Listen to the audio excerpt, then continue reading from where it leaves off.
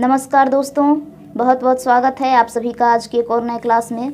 आज की क्लास में हम सब हिंदी के मेजर पेपर 5 का यूनिट 2 जो हम लोग पढ़ रहे थे उसकी जो अंतिम कविता है जिसका नाम है मैं तुम्हें चुंबन दूंगा, ये कविता जो है आज हम लोग पढ़ने वाले हैं। और कविता की शुरुआत करने से पहले मैं आप सभी को बता दूं कि जितने भी स्टूडेंट्स इस वर्ष यूजी 4th सेमेस्टर में हैं और जिनका मेजर पेपर हिंदी है और किसी भी यूनिवर्सिटी से अगर हिंदी ले रखा है उन्होंने, तो ये वीडियो जो है उनके लिए बहुत ही स्पेशल रहने वाली है। तो चलिए हम क्लास की शुरुआत करते हैं। तो ये जो कविता है मैं तुम्हें चुंबन दूंगा, ये एक ऐसी कविता है जिसमें कवि नागार्जुन ये मानवता में जो है मतलब जितने भी शोषित वर्ग हैं उसके खिलाफ जो है इन्होंने इस कविता के माध्यम से आवाज़ उठाने का प्रयास किया है। तो चलिए हम कविता को पढ़ते हैं।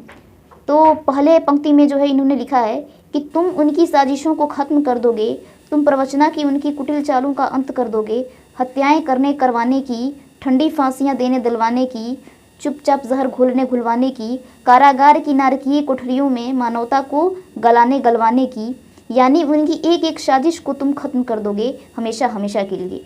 मैं तुम्हारा ही पता लगाने के लिए घूमता फिर रहा हूँ सारा सारा दिन सारी सारी रात। आगामी युगों के मुक्ति सैनिक कहाँ हो तुम, निपीड़ित शोषित मानवता के उद्धारक कहाँ हो तुम। आओ सामने आओ बेटे, मैं तुम्हारा चुंबन लूँगा, मैं तुम्हें अपना चुंबन दूंगा। तो ये इनकी पहली पंक्ति है और इसमें जो है कवि नागार्जुन इस कविता में एक गहरी क्रांतिकारी भावना और मानवता के प्रति कवि की प्रतिबद्धता को व्यक्त करती है। अब ये जो कविता है इसमें इनके अंदर एक गहरी क्रांति की भावना है जो इस कविता के माध्यम से हम लोगों को पता चलता है। इसमें कवि मनुष्य भविष्य के एक नायक, एक उद्धारक की प्रतीक्षा कर रहा है जो समाज में फैले शोषण और अत्याचार की चुपके चुपके चल रही साजिशों का अंत करेगा।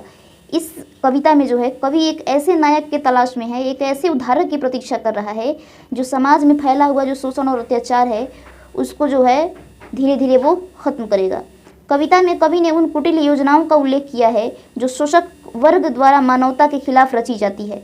इसमें जो है उन्होंने बहुत सारी योजनाओं का जो है जिक्र किया है जो मानवता के खिलाफ शोषक वर्ग के लिए जो है रचा जाता है, जैसे में हत्या, धोखाधड़ी, जहर देना, कारागार में मानवता का दमन करना। ये सारी चीज़ें हैं जो शोषित वर्गों पर जो की जाती है। ये धनी मनी जाने पहचाने लोगों में नहीं होता है कि हत्या करवा दिया गया, उनके साथ धोखाधड़ी हो रही है, जहर दे के मार दिया गया। तो ये सारी चीज़ें जो है ये एक शोषित वर्ग के साथ ही होती है। कवि कहता है कि एक दिन वह नायक आएगा जो इन साजिशों को समाप्त करेगा और पीड़ित मानवता को मुक्ति दिलाएगा। अब कवि कह रहे हैं कि एक दिन वो नायक आएगा, जिस नायक की ये तलाश में है उसके बारे में ये कह रहे हैं कि एक दिन वो नायक आएगा और इन सभी साजिशों को समाप्त करके पूरी मानव जाति को जो है इससे मुक्ति दिलाएगा।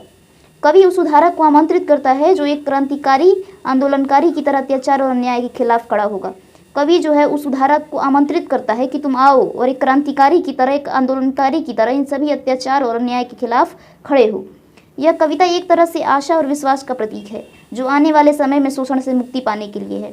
ये जो कविता है ये एक आशा और विश्वास का प्रतीक है, यानी कवि के मन में ये आशा है, ये विश्वास है कि आने वाले समय में एक ऐसा व्यक्ति आएगा, एक ऐसा उद्धारक आएगा जो इन सभी शोषणों से मुक्ति दिलाएगा। अंत में कवि अपने इस नायक को अपना चुंबन देने की बात करता है जिससे यह प्रतीत होता है कि वह उसे पूरी श्रद्धा और सम्मान के साथ स्वीकार करेगा क्योंकि वह उसकी आशा अभिलाषाओं का एक साकार रूप होगा। अब यहाँ पे अंत में जो है कवि उसको अपना चुंबन देने का बात करते हैं कि कहने का मतलब कि यदि तुम आओगे और समाज को सुधारने का प्रयास करते हो, उद्धारक बनते हो, तो वो मतलब उसके प्रति अपनी पूरी श्रद्धा दिखाएंगे और पूरे सम्मान के साथ जो है उसको मतलब स्वीकार किया जाएगा और वो स्वीकार करेगा उसको, क्योंकि कवि का जो है एक तरीके से एक आशा और एक तरीके से विश्वास नायक के साथ जुड़ा हुआ है। आगे वाली पंक्ति में कवि कहते हैं कि मैं तुम्ही को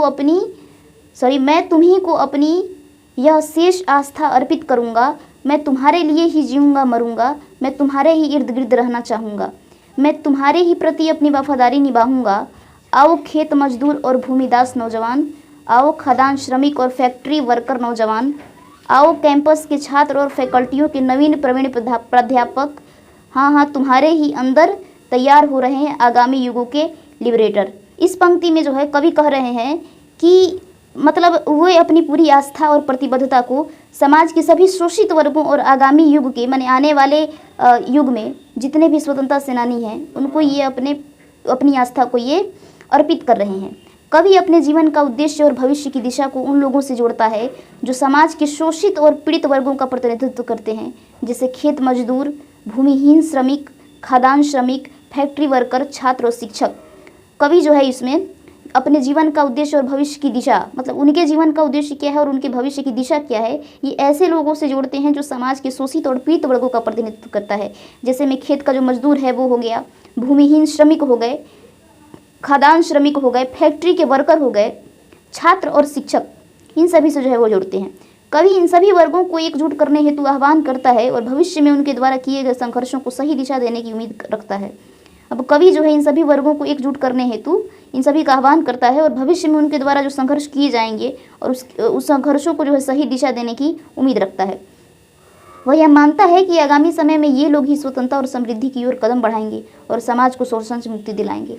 अब यहाँ पे कवि ये मान रहे हैं कि आने वाले समय में यही लोग होंगे, ये जितने सारे हैं यही लोग होंगे जो समाज को जो है मतलब स्वतंत्रता और समृद्धि की ओर लेके जाएंगे और उसको शोषण से मुक्ति दिलाएंगे। इस कविता में दृढ़ विश्वास और आस्था निहित है कि समाज में बदलाव लाने के लिए एक नया वर्ग, एक लिबरेटर सामने आएगा जो शोषण और अन्याय के खिलाफ उठ खड़ा होगा। इस प्रकार नागार्जुन अपनी कविता में क्रांति और बदलाव की आशा करते हैं और इस कविता के माध्यम से वो जताने का प्रयास कर रहे हैं, बताने का प्रयास कर रहे हैं कि समाज में बदलाव लाने के लिए एक नया वर्ग उठ के आएगा लिबरेटर करके, जो समाज को शोषण और अन्याय के खिलाफ आवाज़ उठाएगा और उसको इस सब से मुक्ति दिलाएगा। आगे बढ़ते हैं तो अगली पंक्ति में कवि लिखते हैं, आओ भाई सामने आओ, मैं तुम्हारा चुंबन लूँगा, मैं तुम में से एक एक सिर सूंघूंगा, आओ भाई सामने आओ। मुझ पगलेट के साथ बातचीत करो, हंसो खेलो मेरे साथ, मैं तुम्हारी जूतियाँ चमकाऊंगा, दिल बहलाऊंगा तुम्हारा, कुछ भी करूंगा तुम्हारे लिए, मैं तुम्हें अपना चुंबन दूंगा। ये पंक्ति है तीसरी पंक्ति, जिसमें जो है कवि चुंबन देने का बात कर रहे हैं, जो सामने आएगा, जो मतलब जो नायक होगा उसको। नागार्जुन ने इन पंक्तियों में गहरी संवेदनशीलता को व्यक्त किया है। कवि अपनी निस्वार्थता और समर्पण को उजागर करते हैं। वह शोषित वर्ग, सामान्य जनता या कामकाजी लोगों से संवाद करने के लिए आमंत्रित करते हैं। मतलब जितने भी लोग हैं जो शोषित वर्ग हैं, आम जनता है और काम काज करने वाले लोग हैं, उन सभी को वो आमंत्रित कर रहे हैं कि तुम आओ और मुझसे बात करो।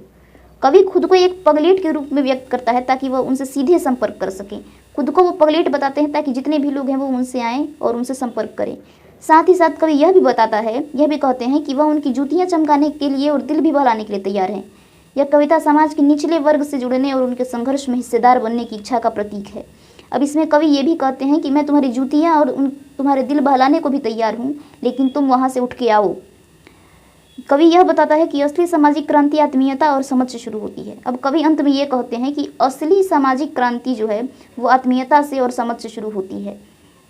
तो ये जो है कविता मैं तुम्हें अपना चुंबन दूंगा, ये ख़त्म हो चुका है और मैं आशा करती हूँ कि आप लोगों को ये कविता जो है बहुत अच्छे से समझ में आ गई होगी। और आगे जो ये यूनिट 2 तो समाप्त हो चुका है, आगे यूनिट 3 मैं शुरुआत करूँगी। तब तक जो है आप लोग यूनिट 1 और यूनिट 2 को जो है पढ़िए और यूनिट 2 का जो कुछ इंपॉर्टेंट्स जो क्वेश्चन होंगे मैं वो करवा दूँगी आने वाली वीडियोज़ में, और यूनिट 3 जो है आपकी शुरू हो जाएगी। तब तक के लिए जो है आप लोग इस वीडियो को देखिए और लाइक शेयर कमेंट जरूर कीजिएगा ताकि मुझे पता चल सके कि आप लोगों को वीडियोस कैसी लग रही हैं, और उसके हिसाब से जो है मैं आगे अपना वीडियो बनाना जारी रखूँगी। तब तक के लिए मैं आप लोगों से विदा लेती हूँ। मैं मिलती हूँ आप लोगों को अगले वीडियो में। तब तक के लिए सभी को राधे राधे।